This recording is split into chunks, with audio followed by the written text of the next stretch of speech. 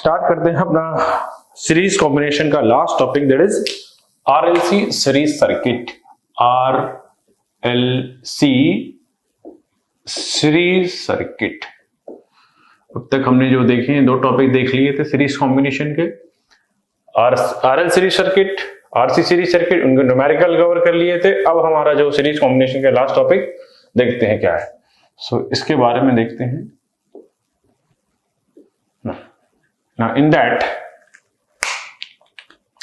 all the elements are connected in series, so just take it is R, L and C.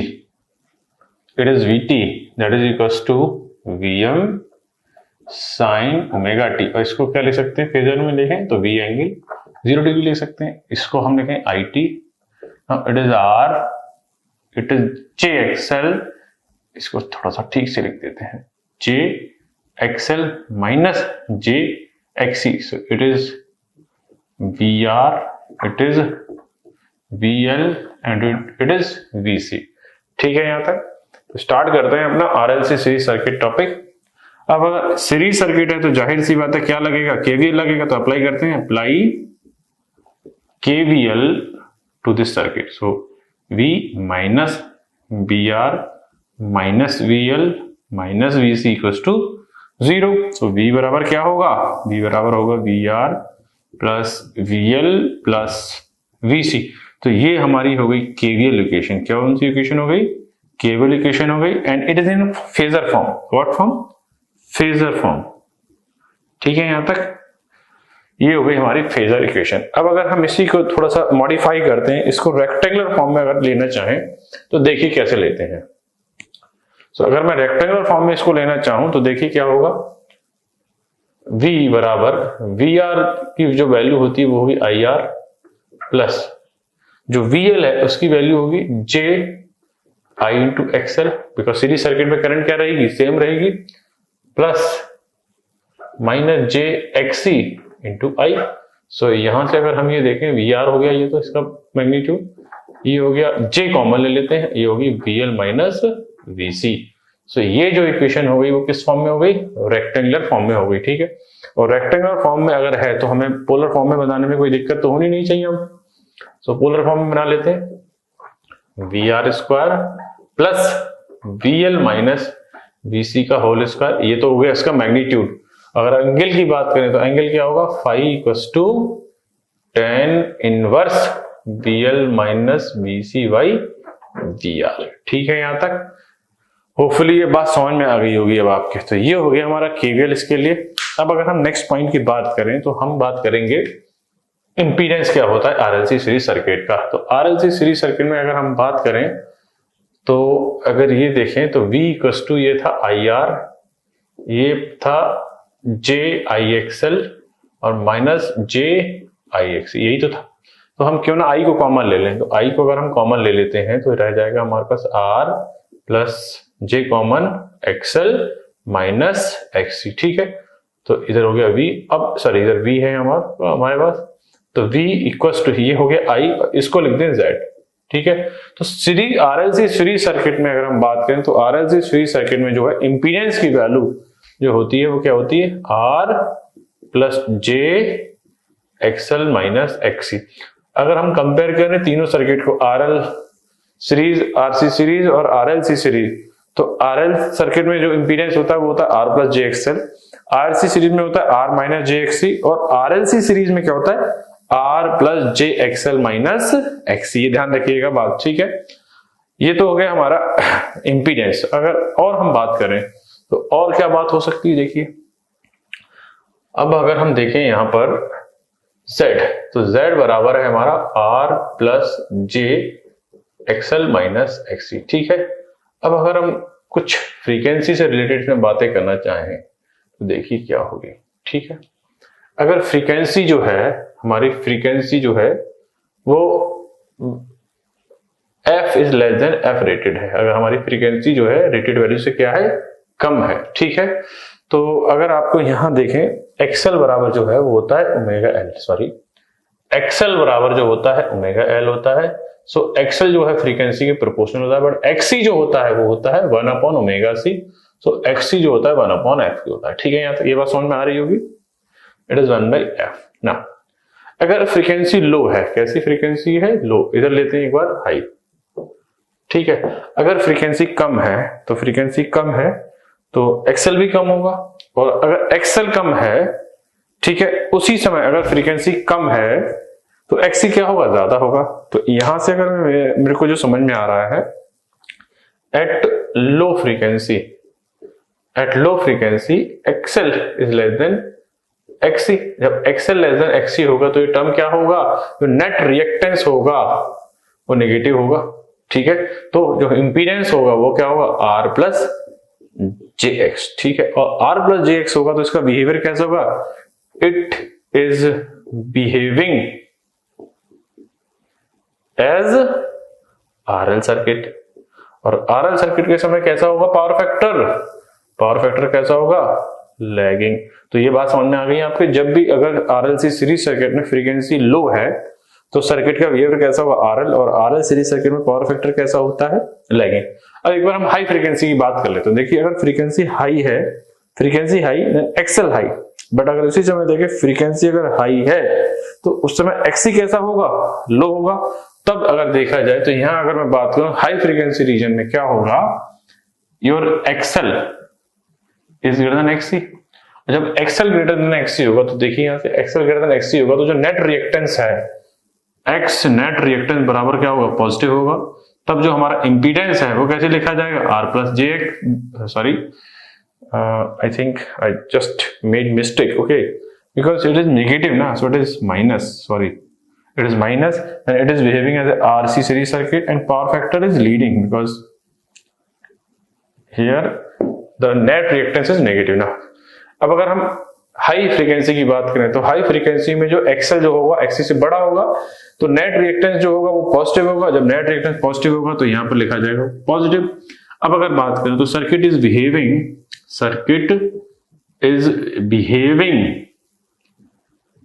As RL circuit. ठीक है, यहां तक। अगर अगली बात करें तो पावर फैक्टर कैसा होगा? Power factor is also lagging, क्योंकि आरएल सर्किट की पावर फैक्टर कैसा होता है? लैगिंग। ये बात समझ में आ गई। अब और थोड़ी सी इसी के हिसाब से बात कर लेते हैं। Since I is B by Z, तो अगर I is B by Z, जब फ्रीक्वेंसी कम है तो सर्किट का बिहेवियर कैसा है? सर्किट का तो बिहेवियर भाई आरसी सर्किट है ना, तो इसको हम ऐसे लिख सकते हैं ना, Z एंगल -5। इसको क्या लिख सकते हैं? Z angle +5। ठीक है, यहां तक। तो अब अगर यहाँ करंट की बात देखें तो करंट को कैसे शो करेंगे हम? यहाँ पे देखिए, तो अगर मैं करंट को शो करना चाह रहा हूं तो I is equals to V angle 0 upon Z angle कैसा बिहेवियर है? Leading. So I equals to क्या लिखा जाएगा? Mod I angle +5। ठीक है, यहां तक बात समझ में आ रही है ना। अब अगर हम हाई फ्रीक्वेंसी की बात करें तो हाई फ्रीक्वेंसी पे क्या कहानी होगी भाई? तो हाई फ्रीक्वेंसी पे अगर बात करें तो I बराबर it is V angle 0 degree, but Z कैसा है? लैगिंग है, तो Z एंगल +5। तो ये तो I हो गया, मैग्नीट्यूड हो गया इसका। अब ये एंगल नीचे से ऊपर को जाएगा तो कैसा हो जाएगा? माइनस का हो जाएगा। तो यहां पर क्या दिखाई देगा? I angle -5। तो जिसका कंक्लूजन है वो क्या है? अगर आरएलसी सीरीज सर्किट में फ्रीक्वेंसी लो है तो सर्किट का बिहेवियर आरएल हो जाएगा। ठीक है, और अगर फ्रीक्वेंसी जैसे ज्यादा है, हाई है, तो सर्किट का बिहेवियर, सॉरी, अगर फ्रीक्वेंसी लो है तो सर्किट का बिहेवियर आरसी है, और सर्किट का बिहेवियर आरसी है तो पावर फैक्टर लीडिंग हो जाएगा। और अगर सर्किट फ्रीक्वेंसी ज्यादा है तो जो सर्किट का बिहेवियर वो आरएल हो जाएगा और पावर फैक्टर कैसा हो जाएगा? लैगिंग। अच्छा, एक बात और देख लेते हैं, वोल्टेज से भी रिलेटेड। हम मीनिंग क्या है हमारा? हम लो फ्रीक्वेंसी और हाई फ्रीक्वेंसी पर इंपीडेंस, करंट, पावर फैक्टर और वोल्टेज इक्वेशन और देख लेते हैं एक बार। तो चेक कर लीजिए, जब फ्रीक्वेंसी कम है तो सर्किट का बिहेवियर कैसा है? कैपेसिटिव, और कैपेसिटिव है तो वोल्टेज की इक्वेशन आरसी सीरीज सर्किट की आएगी। तो यहां पर मैं वोल्टेज की इक्वेशन अगर लिखना चाहूं तो V बराबर क्या लिखूंगा? VR - jVC। ठीक है, क्योंकि सर्किट तो आरसी है। ये बात समझ में आ गई। ऐसे ही अगर फ्रीक्वेंसी हाई है तब सर्किट का बिहेवियर कैसा है? आरएल है, और आरएल सर्किट में जो टोटल सप्लाई वोल्टेज है वो लिखा जाता था VR + jVL, अगर याद हो आपको। ठीक है, यहां तक। So this is just about the RLC series circuit. RLC series circuit में थ्योरी इतनी है, बाकी थ्योरी जो है फ्रीक्वेंसी से बन सकती है। अगर एक और केस लेना चाहें तो आप समझ सकते हैं F इज F नॉट या F रेटेड, इस कंडीशन को बोलते हैं resonance and it is a separate topic, it is a separate topic in your syllabus. तो वो हम बाद में देखेंगे, पहले हम इस चीज को कवर कर लें कि ये क्या क्या चीजें हैं। आई होप सो ये बात समझ में आ गई होगी।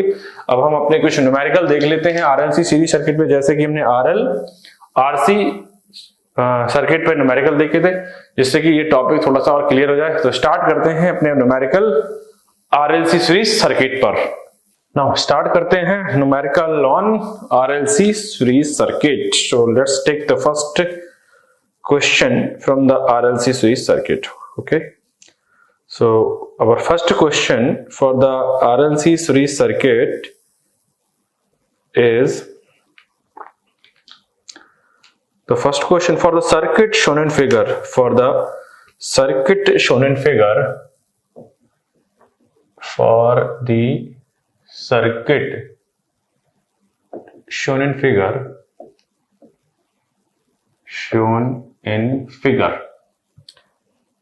if the current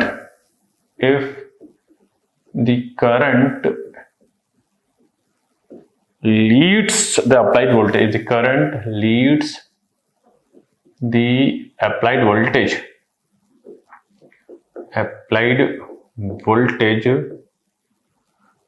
voltage by tan inverse 2,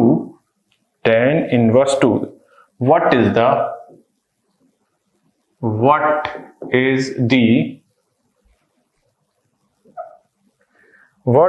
resistance value? What is the resistance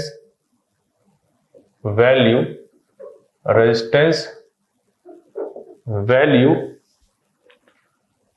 in ohm? ठीक है यहां तक। और आपके ऑप्शन जो है वो है 0.5 ओम, अगला जो ऑप्शन है 1.0 ओम, सी जो ऑप्शन है आपका 2 ohm and the last option is 9.5 ओम। अब इससे रिलेटेड आपको एक डायग्राम भी दिया हुआ है, डायग्राम देख लेते हैं और क्या है हमारा। सो डायग्राम को देखते हैं। सो आपका डायग्राम जो है क्वेश्चन का, एक वोल्टेज सोर्स दे रखा है plus minus Vs is equals to V sine 4t। ठीक है, सिमिलरली अगर हम बात करें R और L और जो C दे रखे हैं वो आपके क्वेश्चन में दे रखे हैं, ये I है और R जो R ही दे रखा है, L जो है वो 1H दे रखा है और जो C है, C की वैल्यू दे रखी है 0.05 फैरेड। ठीक है, एक बार चेक कर लेते हैं। Vs equals to V4 sine V sine 4t, R is not given, L is 1H, C is 0.05 and tan inverse. ठीक है यहां तक। सो स्टार्ट करते हैं अपना, इसका आंसर क्या होगा। ठीक है यहां तक ना। Okay, so if you see the voltage is exactly not given. Okay, R is not given, and actually R that we have to find. So okay, now first thing, if you compare this voltage, this Vs is compared with standard voltage, then omega is 4 radian per second. ठीक है यहाँ तक। I hope so ये बात समझ में आ रही होगी। ठीक है, now this current is leading when circuit is RC. Okay, and when circuit is RC, okay, let's take the impedance. So impedance is what? R plus J XL minus XC. If you see F low, F high, ठीक, तो low value के लिए जो circuit था वो RC था, तो Z equals to, ठीक है, बट डजंट मैटर बिकॉज यहाँ पे फ्रीक्वेंसी की एग्जैक्टली कोई बात नहीं की गई है। सो अगर मैं यहां से देखूं तो इस सर्किट का जो tan थीटा होगा, tan फाई होगा थीटा, ठीक है, that is what imaginary by real, तो tan phi equals to what XL minus XC upon R. ठीक है, यहां तक, क्योंकि tan इनवर्स दे रखा है इसीलिए मैंने ऐसा सोचा, क्योंकि वहां tan इनवर्स गिवन है। ठीक है, सो फाई बराबर जो होगा वो होगा tan inverse, phi equals to tan inverse XL minus XC upon R. But हम अपना पार्ट सॉल्व कर लेते हैं, क्या आएगा। ठीक है, so if you solve this value then tan इनवर्स XL is omega L and XC is what? Omega C and it is R। ठीक है, वैल्यू रखते हैं tan इनवर्स ओमेगा कितना है 4 और L कितना है 1। ठीक है, minus 1 upon 0.05 into and what is omega 4। ठीक है, यहां तक कोई प्रॉब्लम नहीं है। सो यहां पे अगर हम 2 जीरो बढ़ा लेते हैं, ठीक है, यहां तक, so it is what upon R. Hope so ये बात समझ में आ रही है ना। So what tan inverse 2, okay, now let's see here, it is tan inverse 4 and if you 20 it is 20, okay, and it is 5 na 25, so it is negative. So actually in question they have given that a leading, but this is for the lagging case, this is for the lagging, but for the leading I just changing XC minus XL for leading case, for leading power factor XC should be greater than XL, where for the lagging XL is greater than XC, not a problem. So just change this value, phi equals to tan inverse, phi is equals to tan inverse XC minus XL upon R. So what is the XC? XC you just solve 5 tan inverse 5, okay, and what is XL? 4 minus 4 upon R, so it is tan inverse 1 by R, okay. So if you compare this value, this is your first equation and the given thing is tan inverse 1 by 2. It is the leading angle because this is the leading angle in question given. So I just compare with this, then I get, if you compare, okay, it is 2 given, not a problem. So if we compare this with the given leading angle, then I get 1 by R is equals to 2. So when R is 1 by 2, so 0.5. Check your option. Is there any option of 0.5? Yes, we are getting exact answer 0.5. I hope so ये बात समझ में आ गई। तो अब ये देखिएगा हम कि हर क्वेश्चन में कुछ ना कुछ लॉजिक लगा है और लॉजिक जो है वो मैथमेटिकल है और मैथमेटिकल लॉजिक में सारे बता चुका हूं कि कब एंगल प्लस होगा, कब एंगल लीडिंग होगा, कब एंगल लैगिंग होगा और कैसे हम इमेजिनरी और रियल और एंगल लिखते हैं, सारी चीज मैं डिस्कस कर चुका हूं। तो आप बड़े ध्यान से पढ़िएगा इस चीजों को। अब हम अपना नेक्स्ट न्यूमेरिकल देते हैं। नेक्स्ट न्यूमेरिकल जो है हमारा,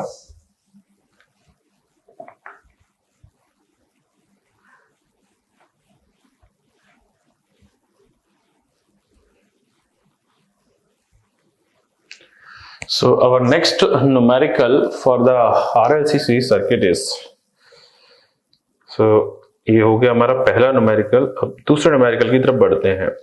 the voltage across the various elements, question number next है, the voltage across the various, the voltage across the various elements are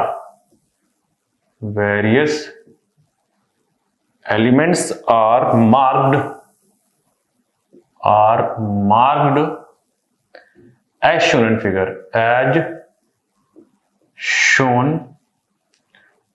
in figure, okay। then आगे देखते हैं क्या है।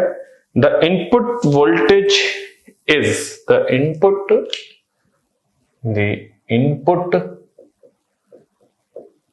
voltage